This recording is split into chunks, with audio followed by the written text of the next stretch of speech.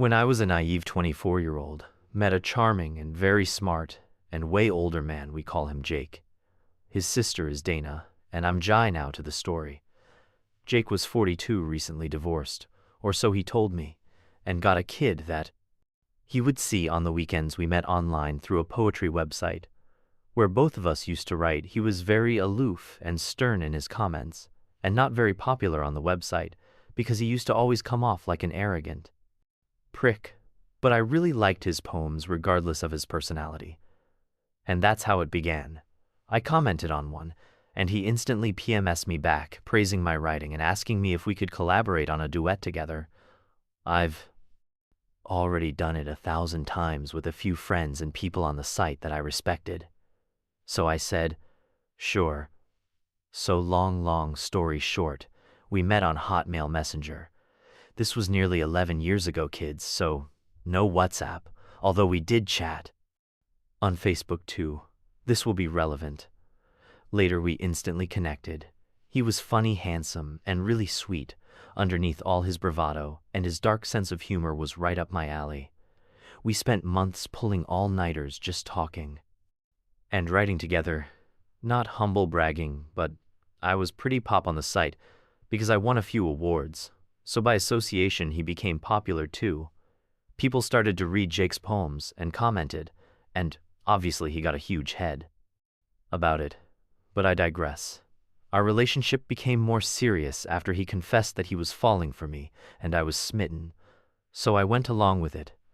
We talked about my recent breakup, and he assured me that he would never lie to me, because the witch of his ex-wife cheated on him, and he was devastated until he met me.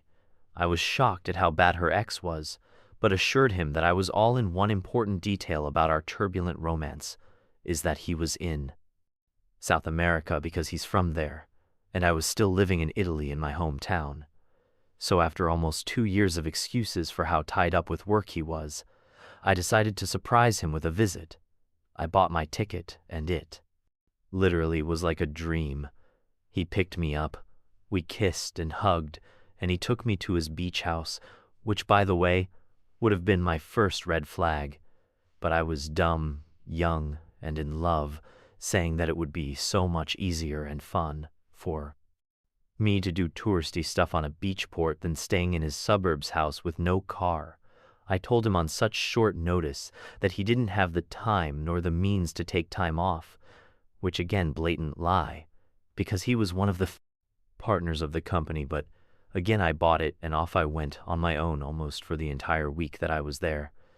He only spent one night with me, and the rest of the week just picked me up from whatever it was that I ended up wandering, and we hung out for a few hours, had sex, and then he just dropped me off at the house.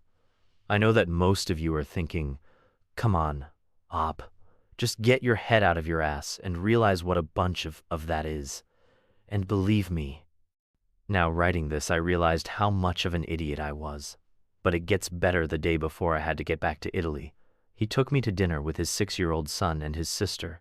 I was super happy to meet his family and son, but got caught off guard when he just introduced me as his friend from Italy dropping on the town for tourist. Her sister was super sweet, albeit a bit awkward, and his son was adorable. We ate, talked, and off we went. He picked me up first thing in the morning and dropped me off at the airport.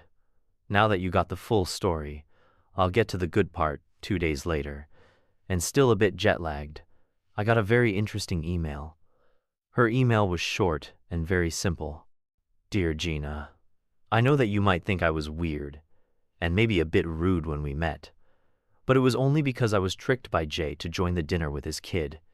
He never mentioned that you guys were dating, but after confronting Jake, he confessed and begged not to tell anyone or his marriage would be ruined. But you're such a sweet young girl who doesn't deserve his deception. Jake is still married and never left their home. Don't take just my word for it. And Donna sent me pictures of his real Facebook profile and surprised the perfect little family. I thanked her and shut down my computer. I really thought Jake was the love of my life and was seriously considering moving there. I spent all night crying and drinking wine until I got myself the worst migraine. but the heartbreak lasted about 12 hours at 4.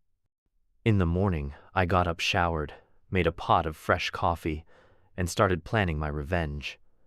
I was hurt, yes, but also so angry that he not only deceived me, but dragged his sister and his innocent child in his lie. I was on the other side of the world, and I didn't have the money to pay someone to kick his ass or egg his car. But as my Sicilian father would say to me, if someone slaps you, don't turn the other cheek, cut off their hand. And so I did cue my sweet revenge. I sat down on my desk and turned on the computer and logged into his Hotmail. I didn't have the password, but I knew him well enough to answer his 3 security questions in the section Forgot Password 1, 2, 3. Bum, baby. I'm in. And holy, this arrogant piece of human crap was not only dating me, but the other 2 girls I quickly logged onto his Facebook too. Because he had everything linked, so I quickly changed all his passwords to I'm a prick, and discovered that his personal email was also connected to his work account. I dug through his emails for 2 hours. This idiot never erased anything, so he had more than 500 emails.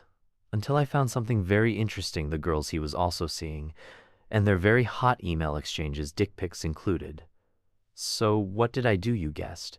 I crafted a very lengthy and explicit email with pics and chat logs attached, confessing to Jake's wife, posting as him, obviously begging for forgiveness, and declaring how much of a person I was, and as proof of my willingness to change and transparency, was sending this email to the girls too. But I did it only because I was a closeted gay, and thought that being a player would help me forget how much I really loved guys. I was sick of pretending and hoped she could move on and maybe be friends.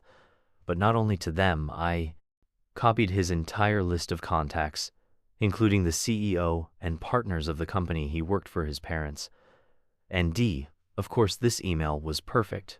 All the pictures and chats he ever exchanged with any other women, I copied myself on the list, obviously as a countermeasure, and moved on to part 2 of my plan. I changed all of his Facebook and declared that I was so relieved that people finally knew who was I. The pride flag was his new wall picture, and his profile picture was a photoshopped picture of 2 guys kissing. I created 5 different accounts on gay websites, with his info, including his phone number, and started to chat with a bunch of guys until out of nowhere this guy sent me. Or better yet, he sent Jake a message. Tony was his old uni friend that had always been secretly lusting for him for years. And although I felt bad for this later, I set up a date now. Let's move on to part 3 of my plan a week. After this massive internet blowout, his family and friends angrily called him all sorts of names and got fired because his bosses didn't want the bad press. So Jake, trying to make amends with his family and friends, and makes a BBQ for his birthday. But I would have paid 1 year's worth of salary just to see his face and his guests, when in the middle of their celebration, Tony appeared with a bottle of champagne and a bag full of lube and sex toys to celebrate privately. As I asked, apparently there was a huge fight, and everyone left Jake flustered and angry, crying because some psycho wanted to ruin his life.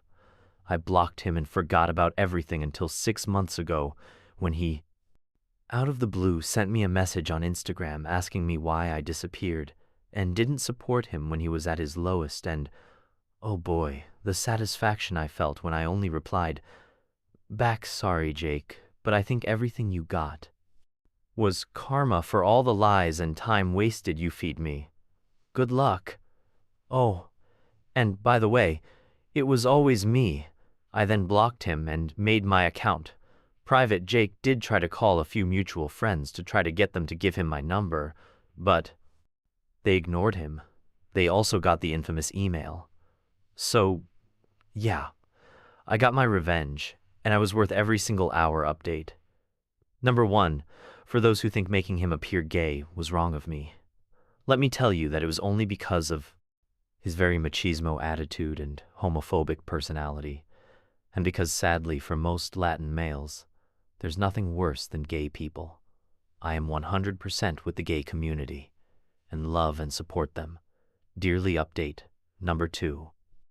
Let me clarify a few points, so all people on the back can put down the pitchforks. I never outed Tony. He was very much outside the closet since he was 12-year-old, and on said BBK, he was never beaten, abused, or in danger. The blowout, and the fight with Jake's family and friends blowing up at him. Tony left safely as soon as he realized the setup. 11 years later, he's happily married and with a beautiful child and lives in Europe. Can't say which country, but just know he's happy, and we're still Facebook friends. I apologized to him a few weeks after the BP, and although he was hurt, he forgave me and even laughed at all the things I showed him. Final update. I acknowledge that what I did wasn't much better than what he did to me. I was selfish, reckless, and stupid, and I did feel bad for it.